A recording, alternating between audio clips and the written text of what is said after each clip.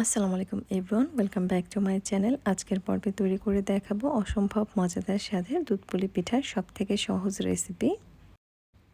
তো এই পদ্ধতি ফলো করলে দুধ যেমন ফেটে যাবে না, তেমনি কিন্তু আপনার একটি পুলি পিঠাও ভাঙবে না, খুবই নরম তুলতুলে হবে। তো চলুন শুরু করা যাক। এখানে আমি একটা খেজুরের গুড় নিয়েছি। এখন একটা ছুরির সাহায্যে খেজুরের গুড়টা কেটে নেব। তো পাতলা পাতলা করে খেজুরের গুড়টা কেটে নিতে হবে, যাতে খুব সহজে এটা গলে যায়। তো ছুরি দিয়ে এভাবে কুচি কুচি করে কেটে নিচ্ছি। তো এই গুড়টা আমি সম্পূর্ণটাই কেটে নিব। তো এরকম পাতলা করে গুড়টা সম্পূর্ণটাই কেটে নিয়েছি। এখানে আমি অর্ধেকেরও বেশি পরিমাণ কেটে নিয়েছি কুচি করে, আর বাকিটুকু আলাদা করে রেখেছি, এটা আমি পুর তৈরি করার জন্য। আর একটি নারকেলের পুর তৈরি করার জন্য এখানে প্রায় 1 কাপের মতো গুড় আছে। এখন এটাকে একটা সাইডে রেখে দিচ্ছি। আর এখানে একটা বড় সাইজের নারকেলকে কুড়িয়ে নিয়েছি। তো নারকেলের পুর আপনারা কিন্তু আপনাদের প্রয়োজন মতো তৈরি করে নিতে পারেন। এখন চুলায় আমি একটা প্যান বসিয়েছি, আর এখানে 1 কাপের মতো খেজুরের গুড় নিয়েছি। আর দিয়ে দিচ্ছি 4-5টার মতো এলাচ, এটা আমি ফ্লেভারের জন্য দিয়ে নিয়েছি। আর দিয়ে দিচ্ছি কোরানো নারকেল সম্পূর্ণটাই। এখন চুলার আঁচটা মিডিয়ামে রেখে খুব ভালো করে এটাকে নাড়াচাড়া করে জাল করে নিচ্ছি। তো কিছুক্ষণের ভিতরে দেখবেন যে গুড়টা সম্পূর্ণটা গলে যাবে। তো এটাকে খুব ভালো করে নাড়াচাড়া করে ভেজে নিব। এ পর্যায়ে 2টো তেজপাতা দিয়ে দিয়েছি, আর 2 টুকরা দারচিনি দিয়েছি। তো এগুলো দিলে খুব চমৎকার একটা ফ্লেভার আসবে। খুব ভালো করে ভেজে নিয়েছি। তো দেখুন পুরটা কিন্তু তৈরি করা হয়ে গেছে। তো এই পুরের এই দারচিনি এলাচগুলো ফেলে দিতে হবে। তো দারচিনি এলাচ আর তেজপাতাগুলো আমি ফেলে দিচ্ছি। তো সম্পূর্ণ পুরটা আমি একটা প্লেটে তুলে নিয়ে ঠান্ডা করে নিব। আর এতে করে পিঠাগুলো তৈরি করতে সুবিধা হবে। এখন এটাকে একটা সাইডে রেখে দিচ্ছি। তো পিঠা তৈরি করার জন্য এখানে আমি সিদ্ধ চালের গুঁড়ো নিয়েছি। তো সিদ্ধ চালের গুঁড়ো দিয়ে পিঠা তৈরি করলে পিঠাগুলো কিন্তু নরম থাকে। তো এখানে আপনারা চেষ্টা করবেন সিদ্ধ চালের গুঁড়োটা নিয়ে নিতে। এ পর্যায়ে চুলায় একটা প্যান বসিয়েছি, আর এখানে আমি প্রায় 1.5 কাপের মতো পানি দিয়ে দিচ্ছি। তো চালের গুঁড়োটা যেহেতু ভেজা, তাই এখানে আমি 1.5 কাপের মতো পানি নিয়েছি। এখানে 1 কেজি চালের গুঁড়োর থেকে একটু পরিমাণে কম আছে। এরপর এখানে হাফ চা চামচের মতো লবণ দিয়ে দিচ্ছি। এই পর্যায়ে পিঠার ডোটা তৈরি করে নিব। তো খুব ভালো করে নাড়াচাড়া করে পানির সাথে লবণটা মিশিয়ে নিয়েছি। আর এখন পানিতে বলক আসা পর্যন্ত অপেক্ষা করব। যখন দেখবেন যে পানিতে বলক চলে এসেছে, তখন এখানে চালের গুঁড়োটা দিয়ে নেবেন। তো কেউ যদি শুকনা চালের গুঁড়ো দিয়ে পিঠাগুলো তৈরি করতে চান, সেক্ষেত্রে কিন্তু অবশ্যই এখানে চালের গুঁড়োর সাথে ময়দা ব্যবহার করবেন। আর পানির পরিমাণটা একটু বাড়িয়ে দিতে হবে। যেহেতু চালের গুঁড়ো শুকনা, তাই পানির পরিমাণ একটু বেশি লাগবে। আর ভেজা চালের গুঁড়োর ক্ষেত্রে পানির পরিমাণটা কম লাগে। তো পরিমাণ মতো চালের গুঁড়ো নিয়ে খুব ভালো করে এটাকে নাড়াচাড়া করে নিব। তো ডোটা তৈরি করে নিচ্ছি, চুলার আঁচটা লোতে আছে।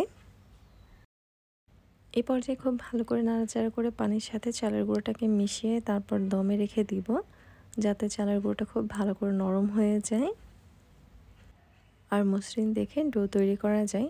তো দেখুন, ঠিক এভাবে আপনারা চেক করে চালের গুঁড়োটাকে আপনারা ঢাকনা দিয়ে ঢেকে রাখবেন।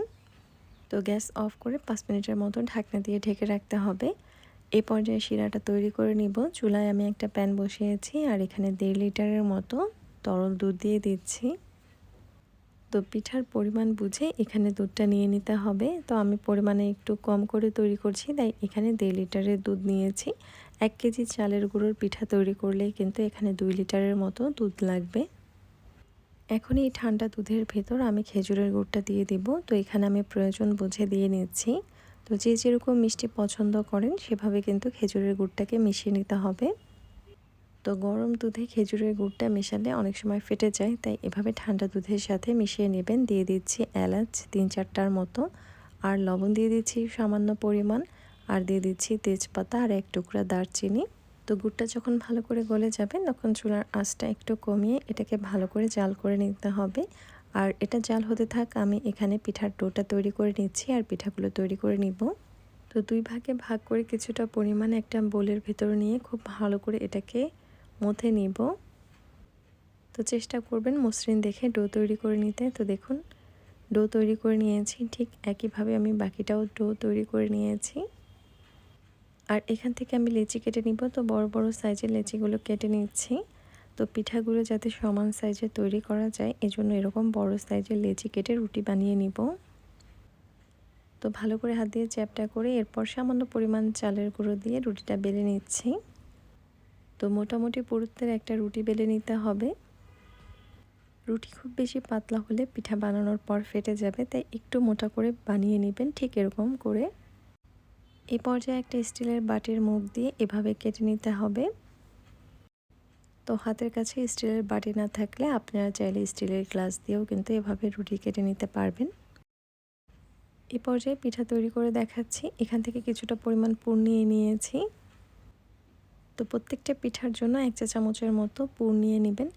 এখন পিঠার মুখটা ধরে এভাবে সিল করে নিতে হবে। তো প্রথমে হাত দিয়ে খুব ভালো করে সিল করে ঠিক এভাবে চেপে চেপে দিতে হবে।